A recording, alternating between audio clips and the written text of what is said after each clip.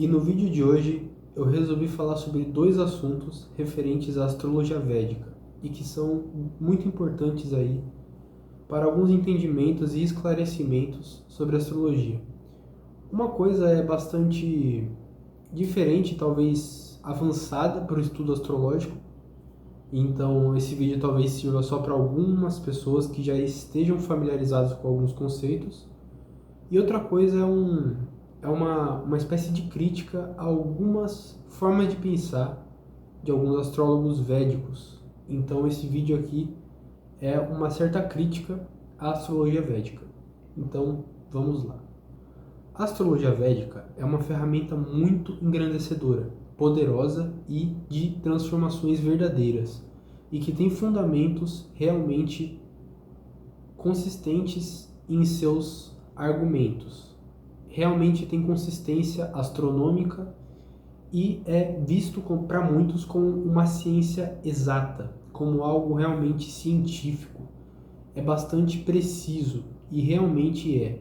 A astrologia védica ela é assim. Muitos que chegam da astrologia ocidental para a védica ficam meio perdidos e não entendem como a astrologia consegue ser tão precisa, porque sempre ouviram falar de horóscopos e coisas mais meio charlatãs, que é bastante visto aqui na astrologia ocidental tropicalista. Mas a astrologia védica ela realmente tem fundamentos e realmente tem precisão. Então é uma ferramenta muito engrandecedora para todos os seres humanos que conseguirem usar a astrologia védica. Porém, existem algumas coisas na astrologia védica que precisam ser pontuadas, que são: algumas coisas da astrologia védica se aplicam mais ao povo da Índia. São coisas mais culturais de lá. Então, por exemplo, se você é cristão ou se você é de uma religião abrâmica, islamista ou judeu, algumas coisas da astrologia védica podem não fazer sentido ou se encaixar para você, e talvez a astrologia védica não seja para sua crença. Porque a astrologia védica, ela crê nas deidades do hinduísmo. Eu já disse várias vezes aqui no canal essas deidades. Então, se você, na sua crença abrâmica, crê que só existe um Deus e que tudo que está além disso é idolatria, então a astrologia védica não é para você. Porque nós cremos nos arquétipos de deidades védicas e a influência que eles exercem sobre nós. Então, se você aí tem uma visão de mundo muito fechada, principalmente cristãos muito radicais ou judeus islâmicos, infelizmente a astrologia védica não vai te favorecer. Porém, outros aspectos da astrologia védica, como algumas coisas relacionadas a castas, costumes, entre outras coisas da astrologia védica, se aplicam mais ao povo hindu. Então, se você for ocidental e tentar aplicar e levar ao pé da letra muitas coisas de lá, você vai estar sendo impreciso, você vai estar usando algo que não funciona onde você mora, na sua realidade cultural. Por isso é importante separar o joio do trigo, saber o que é astrologia que serve para qualquer coisa, né, na Jyotish, e o que são aspectos culturais da Índia. E isso aí se chama determinismo relacionado à astrologia védica. Muitas vezes muitos astrólogos se prendem a resultados na astrologia védica e acreditam que é tudo preciso, como se nada ali fosse ficar solto. Colocam a astrologia védica como algo que não pode errar, como algo extremamente preciso, como a matemática. Mas isso aí é impossível, isso aí não existe.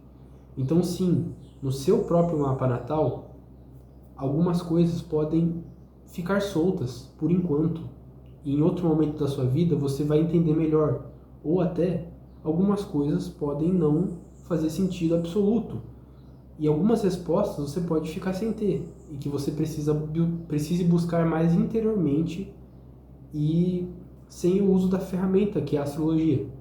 Então, não use a astrologia védica como Deus, como tudo e absoluto. Claro que para estudantes que estão começando agora, isso não é a realidade, mas para alguns astrólogos e alguns indivíduos que já estão no nível de profundidade da astrologia védica, as pessoas podem cair nesse determinismo de achar que a astrologia védica é absoluta e que ela não erra, e que tudo o que é conceito na astrologia védica vai funcionar absolutamente, mas não é assim. E agora eu faço a ligação com o segundo assunto desse vídeo, que é Ashtakuta Milana, ou critério de pontos. Eu vou explicar bastante sucintamente o que é isso. No Ashtakuta Milana, você pega o mapa de uma pessoa, a lua natal de uma pessoa e a lua natal de outra, o nakshatra de nascimento de um, nakshatra de nascimento de outra, e você faz diversas somatórias com vários critérios e soma no final uma compatibilidade amorosa matrimonial para aquele casal. Basicamente, você pega a lua natal de duas pessoas, faz um cálculo com vários critérios e no fim o casamento vai ser bom, mediano ou incompatível. Então, muitas pessoas se prendem a isso também. Acham que o Ashtakuta Milana é absoluto e que se você não tem uma pontuação certa ali com a pessoa que você gosta, é o fim. Você é incompatível com ela, você deve abandonar o relacionamento. Primeiro, já está errado que você não deve ser assim em nada na vida.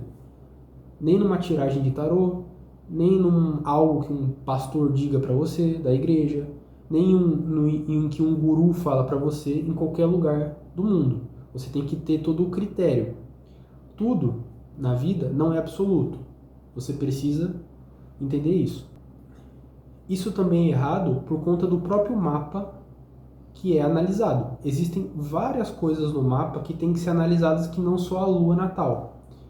No Ashtakuta Milana só se analisa a lua, mas tem todo um mapa, tem todo o ascendente, tem todos os planetas com as casas, a conversação, a sinastria entre duas pessoas que precisa ser observada. Não é algo só o Ashtakuta Milana que interessa, entende? Outra coisa também é que os próprios critérios do Ashtakuta Milana, alguns deles, né, que fazem a somatória de pontos acontecer, são coisas que cabem de novo à Índia, à cultura indiana, coisas relacionadas a castas e etc. Coisas que realmente você não tem utilidade, não tem substância em outras culturas, como por exemplo aonde eu estou aqui. Eu sou o Brasil, sou brasileiro. Isso não cabe a mim, não funciona para mim. Critérios que são usados na Índia e numa Índia ainda antiga, né? Que o Parashtahara Shastra e os sábios hindus remontam a muitos anos atrás, entende? Então é lá na Índia e uma Índia ainda mais arcaica. É necessário observar isso também. Mas quando você utiliza o Ashtakuta Milana para usar no Brasil, para usar nos Estados Unidos, para usar na Europa, nem tudo vai se aplicar. Tem critério que não tem nada a ver. E não é utilizável nos dias de hoje, nem aqui e às vezes até nem na Índia. Mas, sim, o Ashtakuta Milana tem critérios que são bastante pertinentes para se usar quando se está calculando a compatibilidade entre duas pessoas. O signo, o nakshatra, o animal totêmico, entre outras coisas. Porém, nem todos os critérios cabem e, mesmo que tudo coubesse, de novo, a astrologia não é determinista e nem absoluta. A astrologia, ela é uma ferramenta que é muito útil, porém não é determinista. Então, eu particularmente aqui prego isso, o não determinismo. Não ser determinista nos cálculos e nas previsões. As previsões, sim, muitas vezes vão ser corretas relacionadas à astrologia védica, mas não é uma certeza absoluta. Aqui a gente não faz matemática, a gente faz astrologia. É uma ciência, mas não é uma ciência com verdades absolutas. Era isso que eu queria falar aqui no vídeo de hoje. Então, para você aí que está estudando o Ashtakuta Milana, está se aperfeiçoando aí, fez a sua tiragem de pontos e estudou bastante sobre esse assunto, entenda que o Ashtakuta Milana não é absoluto. Mas aqui no próprio YouTube brasileiro, dos astrólogos, poucos astrólogos védicos que falam de astrologia védica, ainda é uma minoria dos que falaram sobre o Ashtakutamilana. Eu consegui encontrar alguns artigos no Google e alguns astrólogos aqui no YouTube que falaram sobre isso. Alguns poucos. Não é também uma maioria dos astrólogos que falam e que abordam sobre isso.